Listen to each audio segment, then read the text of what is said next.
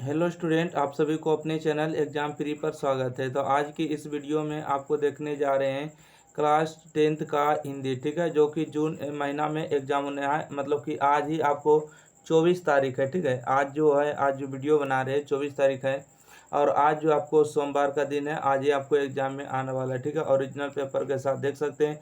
अभी अभी थोड़ा सा क्वेश्चन है, तो जल्दी से जल्दी देखिएगा, ठीक है। और जल्दी से जल्दी आपको बनाने का प्रयास करते हैं, और जितना भी हो सके आपको बताते हैं जल्दी जल्दी, ठीक है। तो देखिए, आपको दिया रहेगा, हर एक बार की तरह आपको मंथली वाइज एग्जाम हो रहा है, ठीक है। तो आपको जो 30 प्रश्न दिया रहेगा, जिसमें से आपको 25 प्रश्नों का ही उत्तर देना है। तो देखिए, कहते हैं ड़ा का उच्चारण स्थान क्या है। तो ड़ा का जो उच्चारण स्थान होता है मूर्ध होता है, ठीक है। अंतरास्थ व्यंजन है, ठीक है। अंतरास्थ व्यंजन कौन होते हैं, तो रा होते हैं, इसका सही जवाब होगा। चलिए क्वेश्चन नंबर 3 देखिए। क्वेश्चन नंबर 3 है कि निम्नलिखित में कौन ऊष्मा व्यंजन है, ठीक है। निम्नलिखित में कौन ऊष्मा व्यंजन है, तो सा इसका सही होगा, ऑप्शन नंबर बी सही जवाब। तो जिसका भी आंसर पता रहे तो आप लोग जरूर बताइएगा। क्वेश्चन नंबर देखिए 4। क्वेश्चन नंबर 4 है कि अधीश शब्द का संधि विच्छेद बताइए, ठीक है। अधीश शब्द का संधि विच्छेद क्या होगा, तो अधीश जोड़ इस होगा, ऑप्शन नंबर इसका सी सही जवाब। कहते हैं सिंधुर्मी शब्द का संधि विच्छेद क्या होगा, है ना। सिंधुर्मी शब्द का संधि विच्छेद होगा, सिंधु प्लस उर्मी होगा, ऑप्शन नंबर इसका डी सही जवाब होगा, ठीक है। क्या होगा, ऑप्शन नंबर डी सही जवाब होगा। अगला है दिगंबर शब्द का संधि विच्छेद, ठीक है। दिगंबर शब्द का संधि विच्छेद होगा, दिग प्लस अंबर होगा, जो कि ऑप्शन नंबर बी पर सही लिखा गया है। देखिए, सिर चढ़ाना मुहावरे का अर्थ क्या होता है, तो इसका सही जवाब होगा, सिर चढ़ाना मुहावरा का अर्थ होता है गुस्ताख बनाना, ऑप्शन नंबर इसका बी सही जवाब, ठीक है। कौन हो जाएगा, ऑप्शन नंबर इसका बी हो जाएगा, बिल्कुल सही जवाब। चलिए क्वेश्चन नंबर 8 देखिए। क्वेश्चन नंबर 8 में कि हाथ पसारना मुहावरा का अर्थ है। हाथ पसारना मुहावरा का अर्थ क्या होते हैं, मतलब याचना करना या तो भीख मांगना, है ना, हाथ पसारना। चलिए अगला क्वेश्चन देखिए। क्वेश्चन नंबर देखिए 9। क्वेश्चन नंबर 9 है कि आँख शब्द का पर्यवाचक होते हैं ना। आँख शब्द का पर्यवाचक शब्द क्या होते हैं, आँख शब्द का होते हैं लोचन होते हैं, नयन होते हैं ना। कनन के मतलब तो जंगल होते हैं, कटक में अभी अमीम आम हो जाते हैं। अभिमान शब्द का पर्यायवाची शब्द बताइए। अभिमान शब्द का पर्यायवाची शब्द बताना है क्या होगा। तो देखिए, आपके सामने 4 ऑप्शन लिखे गए हैं, तो बताइए अभिमान शब्द का पर्यायवाची शब्द क्या होगा। तो अस्मिकता होगा, इसका सही जवाब होगा सी नंबर, ठीक है। अगला इंद्र शब्द का पर्यायवाची शब्द क्या होते हैं। ये देखिए, रसल जो होते हैं आम क्या होते हैं, ठीक है। जो धौ देख रहे हैं, धौ क्या होता है, बजी जो होते हैं घोड़ा के होते हैं ना। ये धौत शायद गाय के होते हैं ना। तो अस्मिकता हो जाएगा सही जवाब।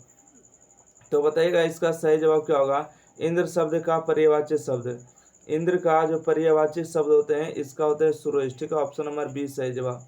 अगला है मृग छौना शब्द में कौन समास है। मृग छौना शब्द में कौन समास है, तत्पुरुष समास है, ऑप्शन नंबर इसका ए सही जवाब होगा। चलिए 12 के बाद देखिएगा। क्वेश्चन नंबर 13 कहते हैं तिमाही शब्द में कौन समास है, ठीक है। तिमाही शब्द में कौन सा समास है। 13 का सही जवाब होगा दीर्घु समास, ठीक है। तिमाही मतलब 3 आ रहा है, 3 मतलब दीर्घु, ठीक है। अगला है कर्महीन शब्द में कौन समास है। कर्महीन, कर्म से हीन, तत्पुरुष समास। कपड़ा शब्द का बहुवचन है, ठीक है। कपड़ा शब्द का बहुवचन क्या होगा, कपड़े हो गए, ऑप्शन नंबर इसका ए सही जवाब, ठीक है। कपड़ा शब्द का बहुवचन कपड़े हो जाएंगे। चलिए अगला क्वेश्चन देखिएगा। Question number 16। क्वेश्चन नंबर 16 में कि वृद्धा शब्द का विलोम होगा, ठीक है। वृद्धा शब्द का विलोम शब्द क्या होगा, वृद्धा के ताकतवर हो जाएगा उल्टा। अगला क्वेश्चन है जल में लगने वाली आग के लिए एक शब्द होता है, ठीक है। जल में लगने वाली आग के लिए एक शब्द क्या बनता है, तब बड़न यानी बड़वा नल बनता है, ठीक है। बड़वा नल बनता है, ऑप्शन नंबर बी से जो। अगला है कि पापावती क्यों बेहोश पड़ी थी। तो पापावती जो है तेज बुखार के कारण जो है बिस्तर पर बेहोश पड़ी थी। चलिए अगला क्वेश्चन बढ़ते हैं। Question number 19।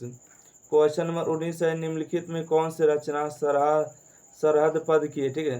निम्नलिखित में कौन सी रचना सरहद पद की है। तो 19 का सही जवाब होगा दाह कोश के, ऑप्शन नंबर ए।